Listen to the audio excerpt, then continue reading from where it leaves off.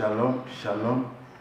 Bandeko, basi pe mibali bazolanda biso na chaîne na biso oyo Vision Plus Production oyo to bandi émission lelo sur le retour de Jésus-Christ. Chaque jeudi, to bana kozala sur l'émission sur le retour de Jésus-Christ. Et les émissions bandi lelo Nzambe asunga yo, Nzambe asunga biso de façon que asala biso grâce toyeba posa na ye Nzambe ezani ni pona biso. Émission sur le retour de Christ et bandi lelo. Et alors sous-thème nango tu intitulé zali les 4 grands événements du temps de la fin. Les 4 grands événements du temps de la fin.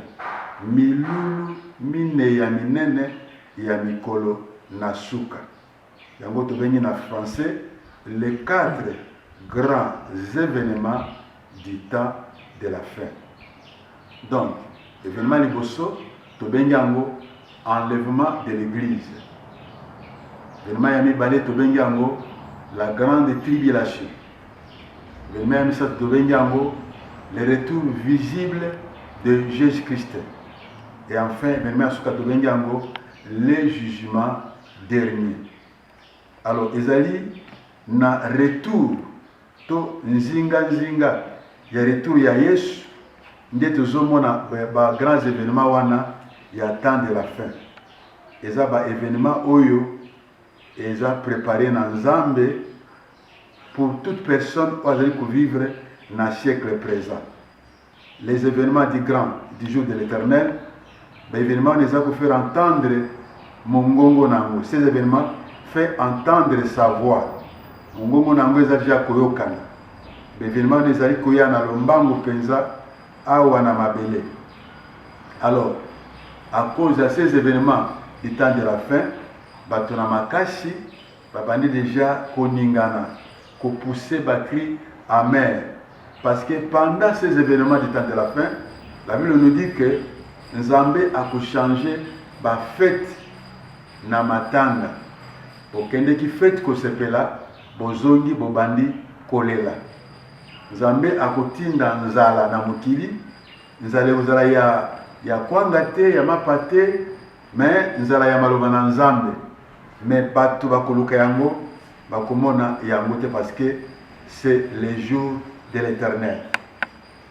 C'est les jours de l'Éternel. Alors, les jours de l'Éternel qui fait entendre sa voix. Les 4 grands événements du temps de la fin. Et ça, événements Oyo, ce sont les événements qui se manifestent entre première venue à Yesu Massia, puis et kokedetina kozonga ne kozala visible et commettre fin na jugement dernier. Alors, ce sont ces événements où ils allaient pour toute personne oyo azo vivre na période où il y a temps de la fin. Une période où ils allaient dominer na génération où ils allaient perverse. Donc, génération ya mobulu, période ils a dominé na génération où il y a désordre. Génération tozo benga en d'autres termes, une génération sans frein. Sans loi. C'est pourquoi je vois que partout dans le monde a bougé parce que tozali na génération muka malamute où ils allaient sans frein, sans loi et sans génération muko ni part. C'est pourquoi je vois que ce muta la muke na tongo abandi ou sans n'importe quoi. Alors zo kande l'événement wana et quoi atteindre mutunyo soyo azana kati ya génération oyo tozanango lelo. Génération sans frein, sans loi, où le peuple azali ni le part. Alors, premier événement, premier événement, enlèvement de l'église. L'enlèvement de l'église. Enlèvement de l'église, ils ont dit premier événement du temps de la fin. Événement où ils ont dit très important pour les croyants. Bateau va numérer Christ pour l'enlèvement des apôtres important pour nous accepter Christ comme Seigneur et Sauveur. Et cet événement est important non seulement pour les croyants, mais pour na mutu nyonso oyo aza na besoin akota mboka na Nzambe. Allemand de l'église, ezali événement Nzambe a préparé pour toute personne oyo alingi kokota mboka na Nzambe, et surtout les croyants. L'événement le plus important pour les croyants enfants de Dieu, un mystère caché de tous les temps, selon l'histoire du monde, un mystère préparé par Dieu pour son peuple, pour Nabatoyo Balinga Kaye, et nous tous benga enlèvement de l'église. Enlèvement de l'église, événement important pour Nabiso Bana Nanzambe. Yango to bengango, premier événement, il y a sur les 4 grands événements du temps de la fin. Yango to bengi enlèvement de l'église. 1. L'enlèvement de l'église, c'est la venue secrète de Christ pour les siens. L'église corps de Christ. Avènement oyo to bengi enlèvement, Jésus-Christ accueilli en secret. Accueilli en secret pour les croyants. Selon Luc chapitre 17, verset 26 à 38. Il revient en secret pour les croyants nés de nouveau. Les chrétiens nés de nouveau qui se préparent pour l'enlèvement. Alors que vous allez en secret, Dieu va surprendre le monde. Nous allons surprendre le monde par-ci, par-là. Venue secrète, il y a Christ pour les croyants. Et le enlèvement. C'est pourquoi les croyants, surtout Bengami croyant, tout le monde dit Christ comme Seigneur et Sauveur, il doit se préparer en conséquence. Parce que vous allez venir moko secrète. Dieu va nous surprendre na bandaku, na ba marché, na banzela, na ba avion, na ba mituka, na ba université. Donc vous allez surpris ces jours-là. Les gens vont disparaître par-ci, par-là. Na katia bandaku, batu va disparaître, mokolowana parce que vous allez venir moko secrète.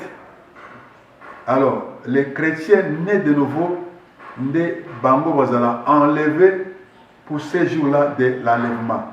Jour en ekoye banate, mais les gens vont disparaître. Na bandaku, na bureau misala, na marché, na banzela, na avion, na mituka, il y aura disparition des gens les jours de l'enlèvement de l'église. Alors, l'enlèvement de l'église, c'est une promesse oyo Nzambe Christ atikaki pour l'apôtre. C'est l'apôtre à l'objet. Je vais vous préparer une place et je reviendrai. Une promesse laissée par Jésus-Christ sur les apôtres. Donc, promesse wana lelo, ezali non seulement pour l'apôtre, mais c'est une promesse qui est pour nous tous qui croyons. Et ça pour la personne qu'on dit Mélande, on a quatre promesses sur l'enlèvement de l'église. Alors, non seulement il y a une promesse, mais l'enlèvement de l'église, c'est aussi une délivrance. Et vous allez, quand on apprend à chrétiens, d'abord ils allaient venir secret de Christ, et puis ils allaient promesse Christ à l'apôtre, et puis ce sera pour nous une délivrance. Et vous allez, quand on l'a Nabiso bana Nzambe, et l'autre zobenga enlèvement. Parce que jusque-là, nous ne sommes pas tokamola mina noté. Toujours n'a pas problème, ndenge na ndenge. Mais enlèvement Nzambe, akoya kokamola biso pour na libérer. D'abord, ils ont venu secrète. Il y a Christ pour na biso ba croyant et d'aider. C'est une promesse oyo. Et Christ a pensé qu'il n'a pas apôtre. La promesse est pour nous tous. Et de trois, c'est une délivrance pour tout croyant. Nous a délivré pour toujours. Au Kolowana, il y a enlèvement de l'église. Alors, non seulement ils ont dit une délivrance, mais enlèvement de l'église, la Bible dit que les morts en Christ, c'est quoi? Et bakosangana ba vivant en Christ pour na bokonzi na Nzambe. Nalingaki d'abord tous un peu kotanga Bible na mukanda ya Luc chapitre 17 Luc 17, et à partir du verset 26, la Bible dit ceci. Ce qui arriva du temps de Noé arrivera de même au jour du Fils de l'homme. Les gens mangeaient, buvaient, se mariaient et mariaient leurs enfants. Jusqu'au jour où Noé entra dans l'arche et les déluge vint et les fit tous périr. Ce qui arriva du temps de Lot arrivera pareillement. Les hommes mangeaient, buvaient, achetaient, vendaient et plantaient, baptisaient. Mais le jour où Lot sortit de Sodome, une pluie de feu et de souffle tomba du ciel et les fit tous périr. Il en sera de même au jour où le Fils de l'homme viendra. En ce jour-là, que celui qui sera dans les toits et qui aura ses effets dans la maison ne descende pas pour les prendre, et que celui qui sera dans les champs ne retourne pas non plus en arrière. Souvenez-vous de la femme de Lot. Celui qui cherche à sauver sa vie la perdra. Celui qui la perdra la retrouvera.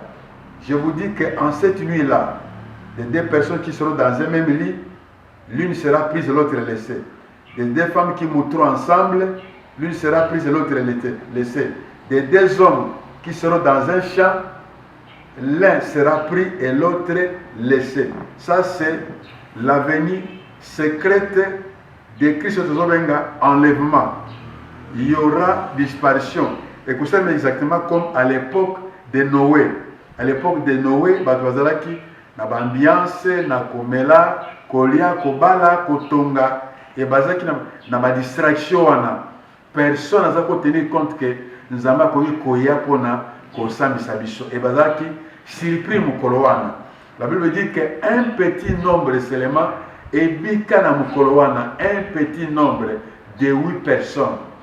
Na monde ubimba oyo, un petit nombre de 8 personnes de babika mukolo wana. Et vous allez ndenge moko pour na kozonga na Christ. Retour de Christ, toi le mal de l'église et vous allez ndenge moko. Donc les gens seront surpris beaucoup de ensemble na kati ya mosala, ou azala ki prêt accueilli, ou azala ki prêté atikali.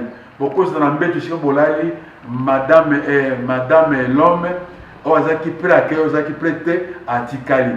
Beaucoup de la kati ya solunion en famille, ou azala ki prêt accueilli, ou azala ki prêté. Donc il y aura la disparition des gens. Mon colonne il y a enlèvement de l'église de Zobenga, venue secrète, il y a Christ.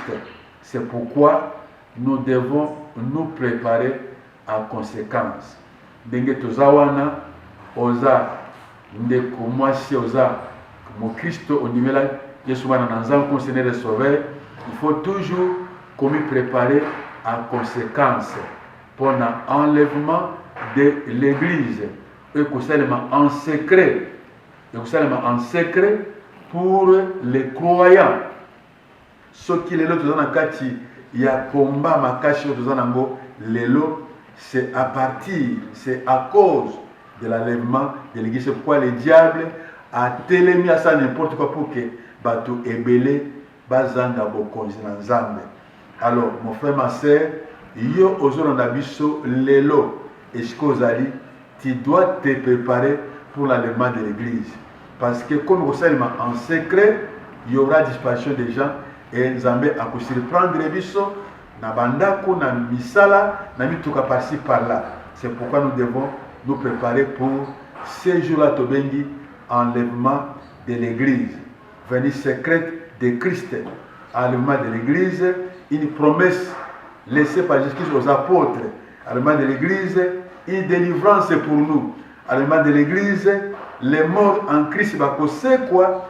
Avec les vivants en Christ, pour nous que Namboka Nzambe et Kokutana na Yesu mwana Nzambe. Je pense que pour Nalelo, Tokosuka wana, totala prochainement, tozawana chaque jeudi, pour Natine Tali émission sur le retour de Christ. Nous allons parler sur sous thème les 4 grands événements du temps de la fin. Alors, Isaki Ndekonabino, l'homme de Dieu, le pasteur Julie Mazemba Kawata. Dieu vous bénisse, Dieu vous bénisse, Dieu vous bénisse.